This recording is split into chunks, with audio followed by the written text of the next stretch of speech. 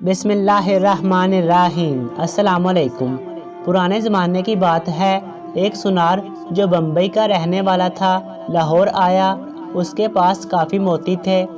उसने वो मोती एक मजलिस में खोले और सबको दिखाने लगा। उसने एक मोती जेब से निकाला और लोगों को दिखाते हुए बोला, ये मोती शब अफरोज़ है, यानी रात को चमकता है। जब उसने सामान समेटा और वहाँ से जाने लगा तो एक चोर इसी मजलिस में बैठा हुआ था।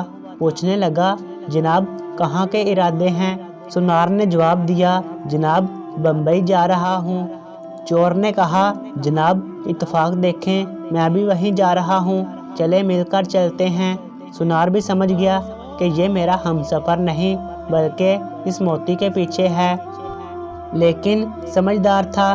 कहने लगा, चलो चलते हैं। दोनों मिलकर चल पड़े। सारा दिन सफ़र किया और शाम को जब सोने लगे तो चोर ने अपनी वास्कोट वगैरह उतारकर एक जगह लटका दी। सुनार ने वो मोती अपनी जेब से निकाला और नज़र बचाकर वो कीमती मोती इस चोर की जेब में रख दिया और खुद बेफिक्र होकर सो गया। अब ये चोर रात को उठा और सुनार की जेब में उसका सामान सब देखने लगा, लेकिन कहीं भी मोती ना मिला। आखिरकार वो सो गया। सुबह उठते ही सुनार ने नज़र बचाकर वो कीमती मोती उसकी जेब से निकालकर अपने पास रख लिया। जब चोर उठा तो उसने नाश्ता करते हुए सुनार से बातों बातों में पूछा कि वो तुम्हारे पास जो कीमती मोती था वो कहाँ है?